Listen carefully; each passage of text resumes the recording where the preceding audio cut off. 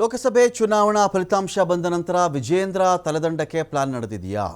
ರಾಜ್ಯ ಬಿಜೆಪಿ ಅಧ್ಯಕ್ಷರು ವಿಜೇಂದ್ರ ಸದ್ಯಕ್ಕೆ. ಸೊ ಹಾಗಾಗಿ ಇವ್ರನ್ನ ತೆಗೆದು ಹಾಕ್ಬಿಡ್ತಾರಾ ಆ ಪೋಸ್ಟಿಂದ ಅಂತ ಒಂದು ಪ್ರಶ್ನೆ ರೈಸ್ ಆಗ್ತಾ ಇದೆ ಇಲ್ಲಿ. ಈ ಹಿಂದೆ ಸಂತೋಷ್ ಹೇಳಿದ ಪ್ರಕಾರ ವಿಧಾನಸಭೆಯಲ್ಲಿ ಟಿಕೆಟನ್ನು ಹಂಚಿಕೆ ಮಾಡಿದ್ರು, ಆದರೆ ಬಿಜೆಪಿ ಗೆಲ್ಲಕ್ಕಾಗಲಿಲ್ಲ. ಇದಾದ ಮೇಲೆ ಲಿಂಗಾಯತ ಸಮುದಾಯ ಮುನಿಸ್ಕೊಂಡಿದೆ ಮತ್ತು ಯಡಿಯೂರಪ್ಪನವರೇ ಬೇಕು ಅಂತ ಹೇಳಿ ಯಡಿಯೂರಪ್ಪ ಅವರ ಮಗನಿಗೆ ರಾಜ್ಯಾಧ್ಯಕ್ಷ ಪಟ್ಟವನ್ನು ಕೊಡ್ತಾರೆ.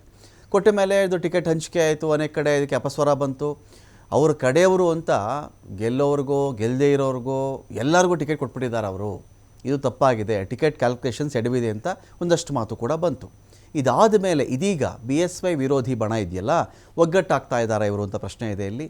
ಲೋಕಸಭಾ ಸಮರದ ನಂತರದಲ್ಲಿ BL ಸಂತೋಷ್ ಬಹಳ ಆ್ಯಕ್ಟಿವ್ ಆಗಿ ಇಲ್ಲಿ ಚದುರಂಗದ ನಡೆಗಳನ್ನು ನಡೆಸ್ತಾ ಇದ್ದಾರಾ? ಚುನಾವಣೆಯಲ್ಲಿ ಹೆಚ್ಚಿನ ಸೀಟ್ಗಳು ಒಂದು ವೇಳೆ ಬರದೇ ಹೋದರೆ ರಾಜ್ಯದಲ್ಲಿ ಆಗ ವಿಜೇಂದ್ರ ತಲೆದಂಡ ಫಿಕ್ಸ್ ಆಗುತ್ತಾ? ಚುನಾವಣೆ ಸೋಲನ್ನು BS ಯಡಿಯೂರಪ್ಪನವ್ರಿಗೆ ವಿಜೇಂದ್ರ ತಲೆಗೆ ಕಟ್ಟೋಕೆ ಒಂದು ಪ್ಲಾನ್ ನಡೀತಾ ಇದೆಯಾ? CM ಸಿದ್ದರಾಮಯ್ಯ ಅವರು ಯಾಕೆ ಇಂಥ ಪ್ರೆಸ್ ನೋಟನ್ನು ಕೊಟ್ಟಿದ್ದಾರೆ? BJPಯಲ್ಲಿ ನಡೆದಿರ್ತಕ್ಕಂಥ ಬೆಳವಣಿಗೆಗಳು ಮುಖ್ಯಮಂತ್ರಿಗಳ ಗಮನಕ್ಕೆ ಬಂದಿದೆಯಾ? BJPಯಲ್ಲಿ ವಿರೋಧಿ ಬಣ ಸೈಲೆಂಟಾಗಿಯೇ ಪ್ಲಾನನ್ನು ರೂಪಿಸ್ತಾ ಇದೆಯಾ ಅಂತ ಕೂಡ ಪ್ರಶ್ನೆ ಇದೆ. ವಿಜೇಂದ್ರ ವಿರುದ್ಧವಾಗಿ ಸಂಘನಿಷ್ಠರು ಸಾಕಷ್ಟು ಜನ ಸಿಡಿದಿದ್ದಾರೆ ಅಲ್ಲಿ. ಅದು ಯತ್ನಾಳಾಗಲಿ ಸೋಮಣ್ಣ ಅವರಾಗಲಿ ಹಲವರು ಹೈಕಮಾಂಡ್ಗೆ ಗುಪ್ತ ಮಾಹಿತಿಯನ್ನು ರವಾನೆ ಮಾಡಿದ್ದಾರೆ ಕೂಡ.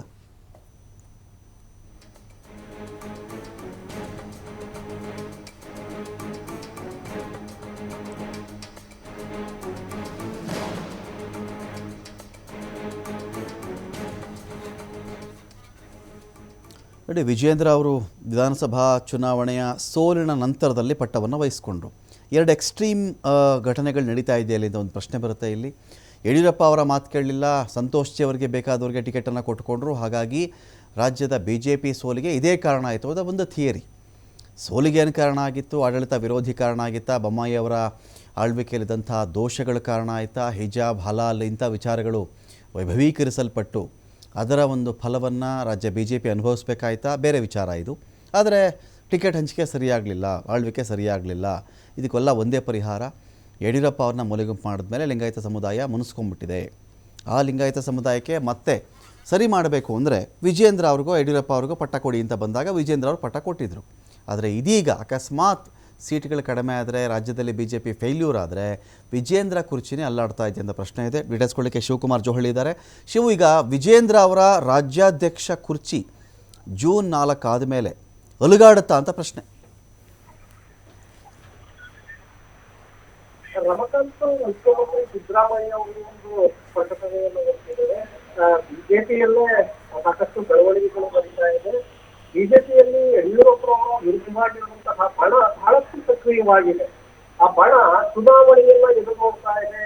ಜೂನ್ 4ರಂದು ಏನ್ ಫಲಿತಾಂಶ ಬರುತ್ತೆ, ಫಲಿತಾಂಶದ ನಂತರ ಏನು ಮಾಡುತ್ತೆ ಅನ್ನುವಂಥದ್ದನ್ನ ಹೇಳಬರುತ್ತೆ. ಫಲಿತಾಂಶದ ನಂತರ ಏನು ಮಾಡುತ್ತೆ ಅನ್ನುವಂಥದ್ದನ್ನ ಹೇಳೋದಕ್ಕೆ ಸಾಧ್ಯ ಇಲ್ಲ. ಯಾಕೆಂದ್ರೆ ಎಲ್ಲರೂ ಕೂಡ ಆಗ ಒಟ್ಟಾಗಿ ಯಡಿಯೂರಪ್ಪ ಹಾಗೆ ವಿಜಯೇಂದ್ರ ಅವರ ವಿರುದ್ಧವಾಗಿ ತಿರುಗಿ ಬೀಳುತ್ತೆ. ಅದಕ್ಕೆ RSSನ ಪ್ರಮುಖರೊಬ್ಬರ ಸಹಕಾರ ಕೂಡ ಇರುತ್ತೆ ಅನ್ನುವಂಥ ಒಂದು ಮಾತನ್ನ ಹೇಳಿದ್ದಾರೆ. ಸೊ ಇದನ್ನ ಗಮನಿಸಿದಾಗ RSSನ ಪ್ರಮುಖರು ಅಂದರೆ ಅಲ್ಲಿಗೆ BL ಸಂತೋಷ್ ಅವರು.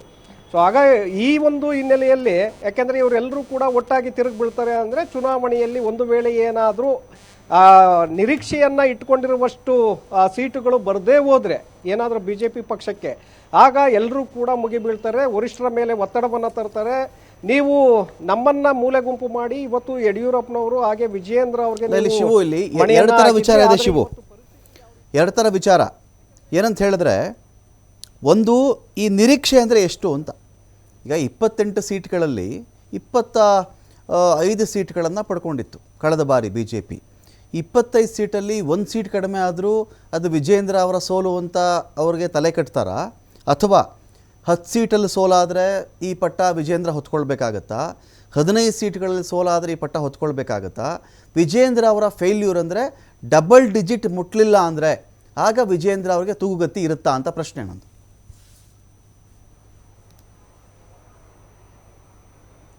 ರಮಕಾಂತ್, ಸಹಜವಾಗಿ ಈ 20ಕ್ಕೂ ಹೆಚ್ಚು ಸೀಟುಗಳನ್ನು ನಾವು ಗೆಲ್ತೇವೆ ಅಂತೇಳಿ ಪದೇ ಪದೇ ಯಡಿಯೂರಪ್ಪನವರು ಹೇಳ್ತಾ ಇದ್ದಾರೆ, ವಿಜಯೇಂದ್ರ ಅವರು ಕೂಡ ಹೇಳ್ತಾ ಇದ್ದಾರೆ, ಬಿಜೆಪಿ ನಾಯಕರು ಕೂಡ ಹೇಳ್ತಾ ಇದ್ದಾರೆ.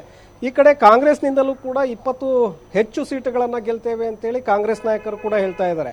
ಹಾಗಾಗಿ ಇಲ್ಲಿ ಯಾಕೆಂದರೆ ಕಳೆದ ಬಾರಿ ಗೆದ್ದಿರುವಷ್ಟು ಸೀಟುಗಳು ಬರದೇ ಹೋಗಬಹುದು, ಆದರೆ 20 ಸೀಟುಗಳನ್ನಾದರೂ ಬಿಜೆಪಿ ಗೆಲ್ಲಬೇಕಾಗತ್ತೆ.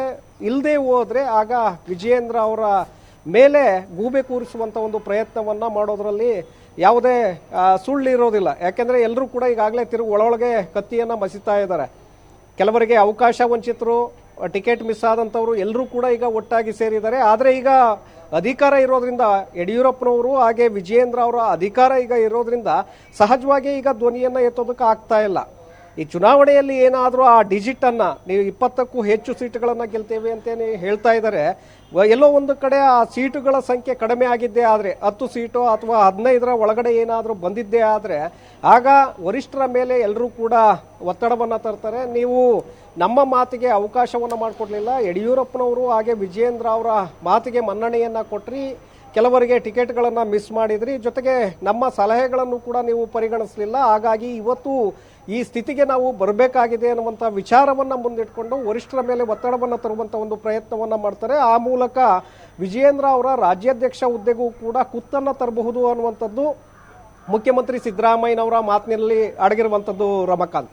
ಯಾಕೆಂದರೆ 20ಕ್ಕೂ ಹೆಚ್ಚು ಸೀಟುಗಳು ಬರಬೇಕಾಗತ್ತೆ. ಒಂದು ವೇಳೆ ಬರದೇ ಹೋದರೆ 15 ಸೀಟುಗಳು ಅಥವಾ ಅದಕ್ಕಿಂತ ಕಡಿಮೆ ಏನಾದರೂ ಬಿ ಜೆ ಪಿಗೆ ಸೀಟುಗಳು ಬಂದಿದ್ದೇ ಆದರೆ ಸಹಜವಾಗಿ ಅವರ ಮೇಲೆ ಆರೋಪವನ್ನು ಹೊರಿಸೋದಕ್ಕೆ ಬಿ ಜೆ ಪಿ ಉಳಿದ ನಾಯಕರಿಗೆ ಅವಕಾಶ ಸಿಕ್ಕಂತೆ. ನೋಡಿ, ನೀವು ಅವ್ರಿಗೆ ಅವಕಾಶವನ್ನು ಮಾಡಿಕೊಟ್ರಿ, ನಮ್ಮನ್ನೆಲ್ಲ ಕಡೆಗಣಿಸಿದ್ರಿ, ಇವತ್ತು ಇಷ್ಟು ಕುಸಿತ ಕಾಣಬೇಕು ಅಂದರೆ ಸೀಟುಗಳನ್ನು ನಾವು ಕಳ್ಕೊಳ್ಬೇಕಾದ್ರೆ ಅದಕ್ಕೆ ಅವರೇ ನೇರವಾಗಿ ಹೊಣೆ ಅನ್ನುವಂಥ ಆರೋಪವನ್ನು ಅವರ ಮೇಲೆ ಹಣೆಪಟ್ಟಿಯನ್ನು ಕಟ್ಟಿ ಅವರ ಅಧ್ಯಕ್ಷ ಸ್ಥಾನದ ಮೇಲೆ ಒಂದು ತೂಗುಕತಿಯನ್ನು ಇಡುವಂಥ ಒಂದು ಪ್ರಯತ್ನವನ್ನು ಬಿಜೆಪಿ ಪಕ್ಷದಲ್ಲಿರುವಂತಹ ಬಣ ಏನಿದೆ ಆ ಬಣ ಮಾಡುತ್ತೆ ಅನ್ನುವಂಥದ್ದು ಕೂಡ ಸ್ಪಷ್ಟ. ಹಾಗಾಗಿ ಸಿದ್ದರಾಮಯ್ಯ ಪದೇ ಪದೇ ಹೇಳ್ತಾ ಇದ್ದಾರೆ. ಇದನ್ನ ವಿಜಯೇಂದ್ರ ಅವರ ಆ್ಯಂಗಲಿಂದ ನೋಡೋದಾದ್ರೆ, ವಿಜಯೇಂದ್ರ ಅವರ ಆಯಾಮದಿಂದ ನೋಡೋದಾದ್ರೆ ಅಥವಾ ಯಡಿಯೂರಪ್ಪನವರ ಆಯಾಮದಿಂದ ನೋಡೋದಾದ್ರೆ ವಿಷಯ ಏನಿತ್ತು ಅಂತ ಹೇಳಿದ್ರೆ, ಇಂತಿಂಥವ್ರಿಗೆ ಟಿಕೆಟ್ ಕೊಡಬೇಕು ಅಂತ ಯಡಿಯೂರಪ್ಪನವರು ವಿಜಯೇಂದ್ರ ಅವರು ಡಿಮ್ಯಾಂಡ್ ಮಾಡಿದಾಗ ಹೈಕಮಾಂಡ್ ತೀರಾ ನಿರಾಕರಿಸಲಿಲ್ಲ. ಅದನ್ನು ಇವ್ರು ಯಾರ್ದೆಲ್ಲ ಲಿಸ್ಟ್ ಕೊಟ್ಟಿದ್ರು ಮ್ಯಾಕ್ಸಿಮಮ್ ನಾನು ಹೇಳ್ತಾ ಇದ್ದೀನಿ, ಮ್ಯಾಕ್ಸಿಮಮ್ ಬಹುತೇಕ 100ಕ್ಕೆ 100 ಸೀಟು ಅಂತ ನಾನು ಹೇಳಲ್ಲ, 100ಕ್ಕೆ 80-85% ಅಷ್ಟು ಯಡಿಯೂರಪ್ಪನವರ ಹುಕುಮ್ಗೇನೆ ಹೈಕಮಾಂಡ್ ತಲೆಬಾಗಿತ್ತು. ಹಾಗಿದ್ದಾಗ ಗೆಲ್ಲಿಸ್ಕೊಂಬರೋದು ಕೂಡ ನಿಮ್ಮ ಜವಾಬ್ದಾರಿ ಅಂತ ಅವರೊಂದು ಮೆಸೇಜ್ ಕೊಟ್ಟಿರ್ತಾರೆ. ಅದನ್ನು ಫಾಲೋ ಮಾಡದೇ ಇದ್ದಾಗ ಬೇರೆಯವ್ರು ಗೂಬೆ ಕೂರಿಸೋ ಪ್ರಶ್ನೆ ಬರುತ್ತಾ ಇಲ್ಲಿ ಅಂತ.